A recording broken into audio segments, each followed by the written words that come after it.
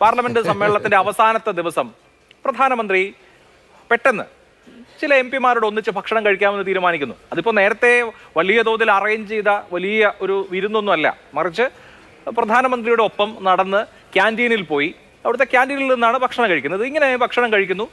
M പിമാരോട് ഈ ലോക്സഭയുടെ കാലാവധി എന്തായാലും അവസാനിക്കാണല്ലോ, നമ്മൾ തെരഞ്ഞെടുപ്പിലേക്ക് പോകണം. അപ്പോൾ ചില എം പിമാരോട് പ്രധാനമന്ത്രി ആ ഭക്ഷണം കഴിക്കുന്നതിനിടയിൽ ആശയവിനിമയം നടത്തുന്നു. അത് വ്യക്തിപരമായ സംഭാഷണങ്ങളായിരുന്നു എന്ന് ആ എം പിമാർ വ്യക്തമാക്കുകയും ചെയ്തു. ഇതൊക്കെ സാധാരണ നടക്കേണ്ട കാര്യമില്ലേ? അല്ലാതെ ഇപ്പോൾ ഈ പ്രതിപക്ഷത്തുള്ള ആളുകളെ കണ്ടു കഴിഞ്ഞാൽ പ്രധാനമന്ത്രി അതല്ലെങ്കിൽ ഭരണപക്ഷത്തുള്ള ആളുകൾ മിണ്ടാൻ പാടില്ല.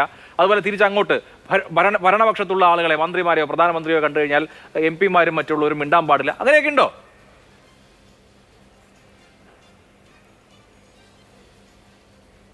ഇവിടെ പ്രധാനമന്ത്രി വിളിച്ച ചായ സൽക്കാരത്തിനെ കുറിച്ചല്ല നമ്മൾ ചർച്ച ചെയ്യപ്പെടുന്നത്, അതിൻ്റെ പിന്നിലെ രാഷ്ട്രീയത്തെക്കുറിച്ചാണ്. ഇപ്പോൾ ഇത്തരത്തിൽ NK പ്രേമചന്ദ്രന് പ്രധാനമന്ത്രി വിളിച്ചു ചേർത്ത സൽക്കാരത്തിൽ പങ്കെടുത്ത എം പിമാരൊരാളായി മാറിയതിൻ്റെ കാരണത്തെക്കുറിച്ചാണ്. അപ്പോൾ അത് അദ്ദേഹത്തിൻ്റെ മുൻ രാഷ്ട്രീയ നിലപാടുകൾ കൂടി പരിശോധിച്ചുകൊണ്ടാണ് നമ്മൾ ആ കാര്യത്തെ ഗൗരവമായി കാണേണ്ടത്. ഇപ്പോൾ 2014 മുതൽ ഇന്ത്യൻ പാർലമെൻറ്റിൽ കൊല്ലത്തെ പ്രതിനിധീകരിച്ചുകൊണ്ടുള്ള MP ആയിട്ടുള്ള NK പ്രേമചന്ദ്രൻ എടുത്തിട്ടുള്ള നിലപാടുകൾ അതേതെങ്കിലും ഘട്ടത്തിൽ BJP വിരുദ്ധ രാഷ്ട്രീയത്തെ ഉയർത്തിപ്പിടിക്കാൻ അദ്ദേഹം ശ്രമിച്ചിട്ടില്ല. രാജ്യത്ത് മതനിരപേക്ഷതയെ വേട്ടയാടുമ്പോൾ സംഘപരിവാർ വിരുദ്ധ രാഷ്ട്രീയം ഉയർത്തിപ്പിടിച്ചുകൊണ്ട് പാർലമെൻറ്റിനകത്തോ പുറത്തോ വർത്തമാനം പറയാൻ നാളിതുവരെ കൊല്ലത്തെ MP ശ്രമിച്ചിട്ടില്ല എന്നുള്ളതാണ് ഏറ്റവും പ്രധാനം. അപ്പോൾ ഇതിൽ വിളിച്ച MPമാരെ തന്നെ എടുത്ത് പരിശോധിക്കാം. ഇപ്പോൾ നാളെ ഒരു തൂക്കു മന്ത്രിസഭ ഉണ്ടാകും. ഇപ്പോൾ നമുക്കറിയാം സമകാലിക ഇന്ത്യൻ സാഹചര്യങ്ങളും രാജ്യത്തിനകത്ത് ഉയർന്നു വരുന്ന സമര പ്രക്ഷോഭങ്ങളും BJP വിരുദ്ധ രാഷ്ട്രീയത്തിൻ്റെ ശക്തിപ്പെടലുമെല്ലാം ഭാവിയിൽ ഒരു ഏകപക്ഷീയമായ ഗവൺമെൻറ് വരുമെന്ന് BJP പോലും കണക്കാക്കുന്നില്ല. ഇപ്പോൾ ഒരു തൂക്കു മന്ത്രിസഭ വന്നാൽ അതിലേക്ക് ആകർഷിക്കാൻ കഴിയുന്ന MPമാരുൾപ്പെടെയുള്ള ആളുകൾ, നമ്മൾ പ്രത്യേകിച്ച് ഏതെങ്കിലും വലിയ രാഷ്ട്രീയ പാർട്ടികളുടെ പ്രതിനിധികളല്ല വിളിച്ചിട്ടുള്ളത്, ചെറിയ ചെറിയ നമ്പർ മാത്രമുള്ള രാഷ്ട്രീയ പാർട്ടികളുടെ MPമാരെയാണ് വിളിച്ചിട്ടുള്ളത്. അപ്പോൾ അതിൽ BJP വിരുദ്ധ മുന്നണിയിൽ നിൽക്കുന്ന NK പ്രേമചന്ദ്രനെയാണ് വിളിച്ചിട്ടുള്ളത്. അപ്പോൾ എന്താണ്, ഭാവിയിൽ ഒരു പ്രതിസന്ധി ഉണ്ടായാൽ തങ്ങളോടൊപ്പം ചേർക്കാൻ കഴിയുന്ന ആളുകളെന്ന നിലയിൽ കൂടിയാണ് NK പ്രേമചന്ദ്രനെ ഇപ്പോൾ മോഡി അടക്കമുള്ള BJP നേതൃത്വം കണ്ടിട്ടുള്ളത്. അതൊരു ഹൈപ്പോത്തറ്റിക്കൽ സിറ്റുവേഷൻ ആണ്. കേരളത്തിന്റെ തെരഞ്ഞെടുപ്പ് നടക്കുക, ആ തെരഞ്ഞെടുപ്പിൽ BJPക്ക് കേവല ഭൂരിപക്ഷം ലഭിക്കാതിരിക്കുക, കൊല്ലത്ത് നിന്ന് NK പ്രേമചന്ദ്രൻ തന്നെ അവിടേക്ക് തെരഞ്ഞെടുക്കപ്പെടുക, അങ്ങനെയുള്ള സാഹചര്യത്തിൽ BJPക്ക് പ്രേമചന്ദ്രന്റെ സഹായം ആവശ്യമായി വന്നാൽ സഹായിക്കുമോ എന്ന് നോക്കുക. ഇത് വളരെ ഹൈപ്പോത്തറ്റിക്കലായ ഒരു പ്രശ്നമാണ്. നമ്മളിപ്പോ ഈ കുത്തി ഒഴുകിക്കൊണ്ടിരിക്കുന്ന നദി പെട്ടെന്നൊരു ദിവസം വറ്റി വരണ്ടു പോവുകയും അപ്പുറത്ത് നിന്ന് അക്കരെ നിന്ന് ഒരു പട്ടി തുടല് പൊട്ടിച്ച് ഇപ്പുറത്ത് വരികയും ചെയ്താൽ ഞാൻ എന്ത് ചെയ്യും എന്ന് ചോദിക്കുന്ന പോലത്തെ ഒരു ന്യായമാണ് ഇവിടുത്തെ.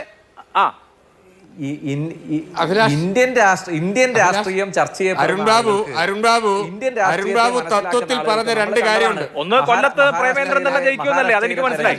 മഹാരാഷ്ട്രയിലെ രാഷ്ട്രീയം ഒരിക്കലുമില്ല. കൊല്ലത്ത് പ്രേമേന്ദ്രൻ ജയിക്കത്തില്ല എന്നുള്ളതാണ് ഈ നാടകങ്ങളെല്ലാം നടത്തുന്നത്. പ്രേമേന്ദ്രൻ ജയിക്കത്തില്ല എന്നുള്ളതാണ് ഈ നാടകങ്ങളെല്ലാം പോകുന്നത്. എന്താണ് അവർ തമ്മിൽ അഡ്ജസ്റ്റ്മെന്റ് എന്നുള്ളത് മനസ്സിലാക്കിയാൽ മതി. ശരി ശരി, ഓക്കെ.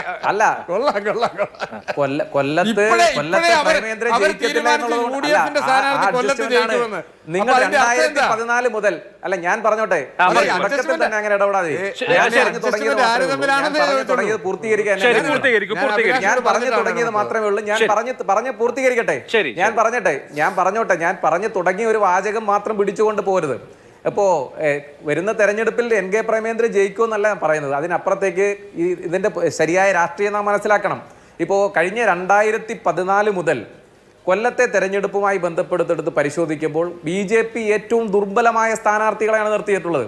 2014 BJPയുടെ വോട്ട് 40,000 കഴിഞ്ഞ തെരഞ്ഞെടുപ്പിൽ കൊല്ലത്തെ BJP നേതാക്കന്മാർക്ക് പോലും പരിചിതമല്ലാത്ത സ്ഥാനാർത്ഥി വന്ന് നിൽക്കുമ്പോൾ തൊട്ട് അപ്പുറത്തും ഇപ്പുറത്തും നിൽക്കുന്ന ആളുകളെ തിരക്കിയാണ് ആരാണ് സ്ഥാനാർത്ഥി എന്ന് പോലും പരിചയമില്ലാത്ത കൊല്ലം. നിങ്ങൾ മനസ്സിലാക്കേണ്ടത്, കഴിഞ്ഞ നിയമസഭാ തെരഞ്ഞെടുപ്പിലടക്കം 2 നിയമസഭാ തെരഞ്ഞെടുപ്പിൽ ഒരു മണ്ഡലത്തിൽ 2ാം സ്ഥാനം നേടിയ അത്ര കുറച്ച് വോട്ടെല്ലാം ഉള്ള ചില പോക്കറ്റുകളുള്ള മണ്ഡലമാണ്. അവിടെ അപ്രധാനമായ സ്ഥാനാർത്ഥികളെ നിർത്തി NK പ്രേമചന്ദ്രനെ സഹായിച്ചു കൊണ്ടിരിക്കുകയാണ്. അത് നിങ്ങൾ മനസ്സിലാക്കേണ്ടത്, കഴിഞ്ഞ ലോക്സഭാ തെരഞ്ഞെടുപ്പിൽ 2019 ലോക്സഭാ തെരഞ്ഞെടുപ്പിന്റെ മുന്നോടിയായി ഈ ഇന്ത്യ രാജ്യത്തിനകത്ത് ഒരേ സമയം രാഹുൽ ഗാന്ധിയുടെ പടം വെച്ചും അതോടൊപ്പം തന്നെ നരേന്ദ്രമോദിയുടെ പടം വെച്ചും പോസ്റ്റർ അടിച്ച ഏക രാഷ്ട്രീയ പാർട്ടിയുടെ നേതാവ്, ഏക സ്ഥാനാർത്ഥി, ലോക്സഭാ സ്ഥാനാർത്ഥി NK പ്രേമേന്ദ്രൻ തന്നെയാണ്. പരിശോധിച്ച് നോക്കട്ടെ.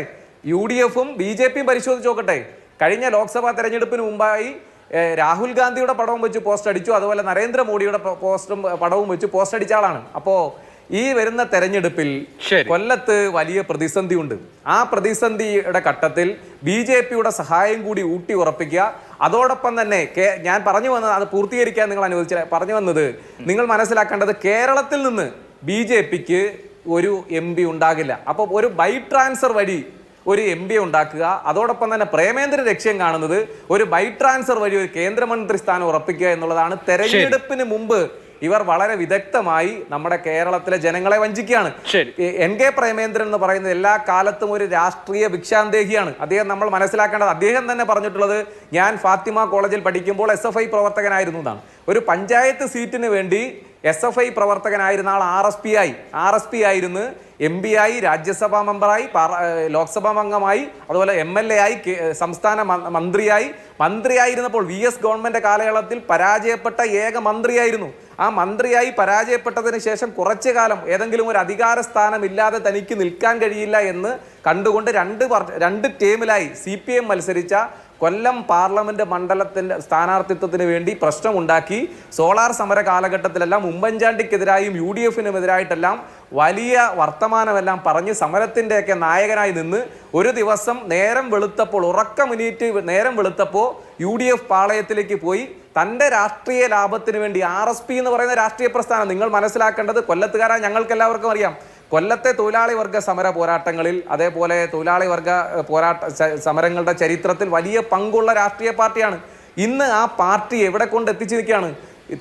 തൊഴിലാളി വർഗത്തിന്റെ കരുത്തനായ നേതാവായിരുന്ന സഖാവ് ബേബി ജോണിനെ പോലെയുള്ള നേതാക്കന്മാർ ഇന്ന് ജീവിച്ചിരിപ്പുണ്ടായിരുന്നെങ്കിൽ ഈ NK പ്രേമചന്ദ്രനെ പോലെയുള്ള ഈ RSP പോലെയുള്ള വലിയ ചരിത്രമുള്ള ഒരു പാർട്ടിയെ ഇന്ന് ഒരേ സമയം വലത് രാഷ്ട്രീയത്തിന്റെയും അതോടൊപ്പം തന്നെ തന്റെ വ്യക്തിപരമായ രാഷ്ട്രീയ താല്പര്യത്തിന് വേണ്ടി BJP-യുടെ ചട്ടുകമാക്കി മാറ്റുന്നതിന് ഈ ബേബി ജോൺ സാറിനെ പോലെയുള്ള ആളുകൾ ഉണ്ടായിരുന്നെങ്കിൽ ഈ പ്രേമേന്ദ്രനെ പോലെയുള്ള ആളുകളെ ചാട്ടവാറ് കൊണ്ട് അടിച്ചേനെ. ആ നിലയിലേക്കാണ് ഈ RSP എന്ന രാഷ്ട്രീയ പാർട്ടിയെ മാറ്റി തീർത്തിരിക്കുന്നത്. അതാണ് CPM-ന്റെ വിമർശനം. ശരി, ഞാൻ അങ്ങയിലേക്ക് വരാം. NK പ്രേമേന്ദ്രൻ.